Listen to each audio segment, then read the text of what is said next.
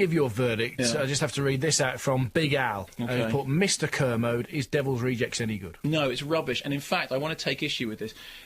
I know a lot of horror fans are saying Devil's Rejects is really good because it's really nasty. It's a grungy horror film. Here's the thing, okay?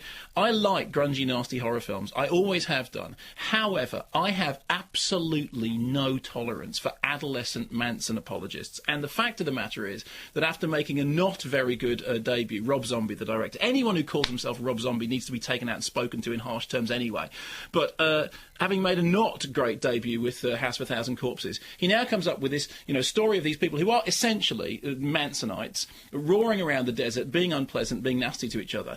And he thinks that somehow, during the course of all the unpleasantness, that we will find these characters interesting, like rebels and outlaws, and we will end up siding with them, which is why he ends up with a 7-minute section which plays out over the whole of Freebird that's essentially Bonnie and Clyde. But let me get this absolutely straight, and if Rob Zombie or any of you lot are listening, let me get this absolutely clear.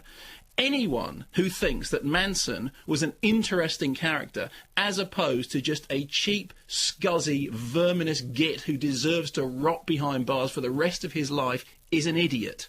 And I'm sorry, that's it. These people aren't interesting. I mean, they're not, I know these characters, they're fictional, but you don't call a character Charlie Altamont and expect to walk away. I'm sorry. It's just adolescent, infantile twaddle, and it gives horror films a bad name. And Rob Zombie, you need to grow up.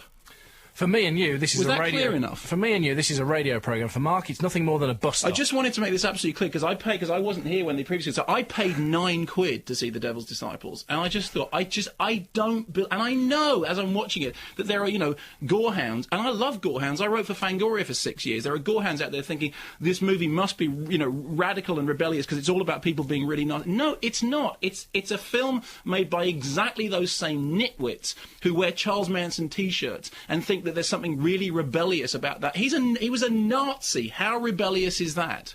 Is a Nazi. Not was, is a Nazi. You all right? No, it makes me really cross, but moving on. Can we get him a brew?